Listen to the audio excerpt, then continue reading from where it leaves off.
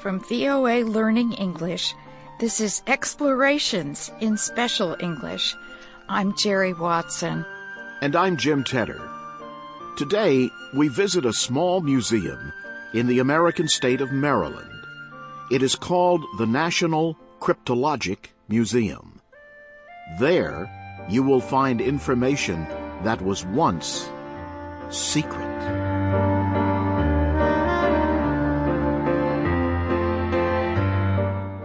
The National Cryptologic Museum is on Fort George G. Meade, a military base near Washington, D.C. It tells the story of cryptology and the men and women who have worked in this unusual profession. The word cryptology comes from the Greek kryptos logos. It means hidden word. Cryptology is writing or communicating in ways designed to hide the meaning of your words. The museum has many examples of equipment that was once used to make information secret. It also has equipment that was developed to read secret messages. The method of hiding exact meanings is called coding. People have used secret codes throughout history to protect important information. The National Cryptologic Museum celebrated 60 years of cryptologic excellence in 2012. One event there marked the 60th anniversary of the National Security Agency. Two former NSA workers shared their memories of operating a code machine called SIGABA. Many skills are needed to send and translate secret messages. The first and most important skill is knowing how to keep a secret. Helen Neibauer worked in Washington during World War II and for the United States military in Japan after the war. The officers in charge of the code rooms would remind us constantly to keep our mouths shut. Don't even mention one thing about where a message came from, and certainly nothing it said. And they'd say, now, when you have a top secret clearance, that's what it means, top secret. Keep your mouth shut. So we got reminded a lot.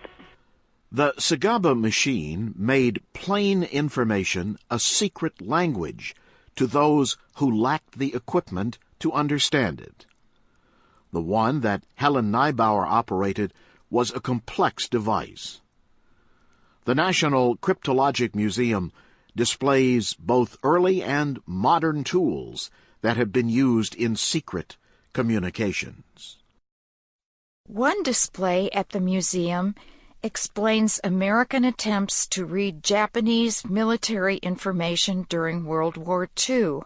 Japan's Navy used special machines to change its written information into secret codes. This coded information was then sent by radio to Navy ships and military bases. The information included secret military plans and orders. The leaders of the Japanese Navy believed no one could read or understand the secret codes. They were wrong. Americans were working very hard to learn the Japanese code. The United States urgently needed to break the code to learn what Japan was planning. In 1940, an American woman named Genevieve Grochen found some information being repeated in Japanese coded messages. At the time, she was a civilian working for the government in Washington, D.C. Her discovery helped the United States understand secret Japanese diplomatic messages. After the United States understood the code, it was possible to study messages from the Japanese ambassador to Germany and to his supervisors in Japan. Understanding these messages helped the United States prepare for a possible war in the Pacific with Japan. Yet the United States was surprised by the Japanese attack on Pearl Harbor, Hawaii. The Japanese military did not send coded military information to the country's diplomats. Military messages used different codes. After the attack on Pearl Harbor, an American naval officer named Joseph Rochefort struggled to understand the Japanese Navy code. He worked on the American base at Pearl Harbor. It was early in 1942. The American naval commander in the Pacific Ocean was Chester Nimitz. His forces were much smaller than the Japanese naval forces, and the Japanese had been winning many victories. Joseph Rochefort had worked for several months to read the secret Japanese naval code called JN-25. If he could understand enough of the code, he would be able to give Admiral Nimitz very valuable information. The admiral could use this information to plan for battle. By the early part of the year, Mr. Rochefort and the men who worked with him could read a little less than 20% of the Japanese JN-25 code. From the beginning of 1942, the Japanese code discussed a place called AF. Joseph Rochefort felt the Japanese were planning an important battle aimed at AF. But where was AF? After several weeks, he and other naval experts told Admiral Nimitz that their best idea was that the AF in the Japanese code was the American-held island of Midway. Admiral Nimitz said he must have more information to prepare for such an attack. The Navy experts decided to trick Japan. They told the American military force on Midway to broadcast a false message. The message would say the island was having problems with its water processing equipment. The message asked that fresh water be sent to the island immediately.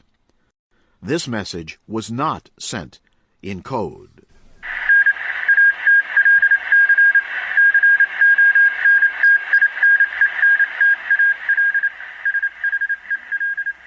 Several days later, a Japanese radio broadcast in the JN-25 code said that AF had little water.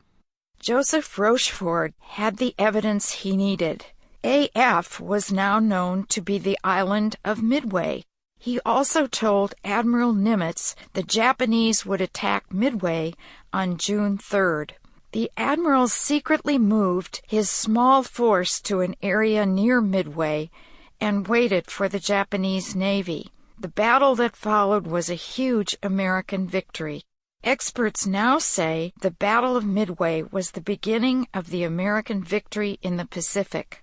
That victory was possible because Joseph Rochefort learned to read enough of the Japanese code to discover the meaning of the letters AF. One American code has never been broken.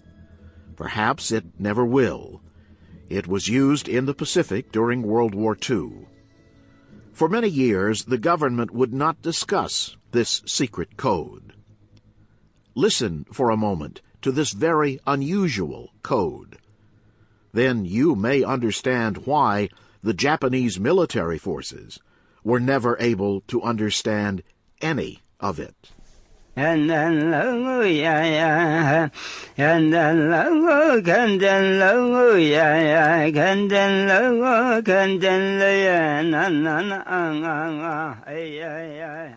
code is in the voice of a Native American.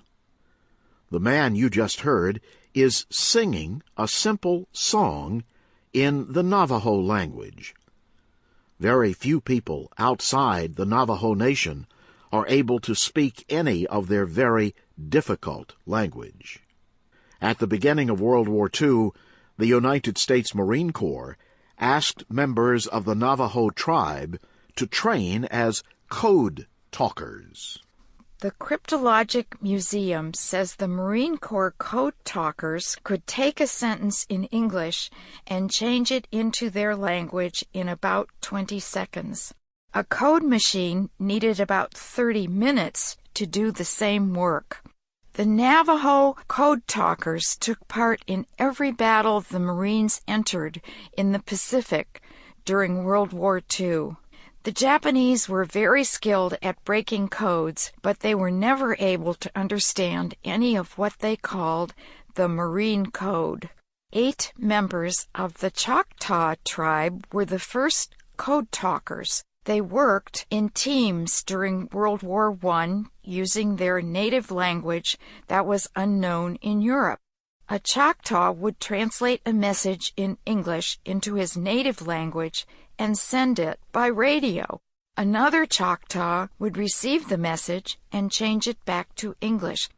The Cryptologic Museum has many pieces of mechanical and electric equipment used to change words into code. It also has almost as many examples of machines used to try to change code back into useful words. Perhaps the most famous is a World War II German code machine called the Enigma. The word enigma means a puzzle or a problem that is difficult to solve. The German military used the Enigma machine to communicate orders and plans. The United States, Britain, and the government of Poland cooperated in learning to read information sent by the Enigma. It took thousands of people and cost millions of dollars to read the Enigma information. However, the time, effort, and money resulted in a quicker end to the war against Nazi Germany. The National Cryptologic Museum belongs to the National Security Agency. One of the agency's many jobs is cryptography for the United States government. The work of the NSA is not open to the public. However, the museum tells the stories of the men and women who worked for the NSA long after their work is no longer secret. Each part of the museum shows the value of this secret, difficult, and demanding work. Visitors say it is very interesting and fun to see equipment and read documents that were once very important and very, very secret.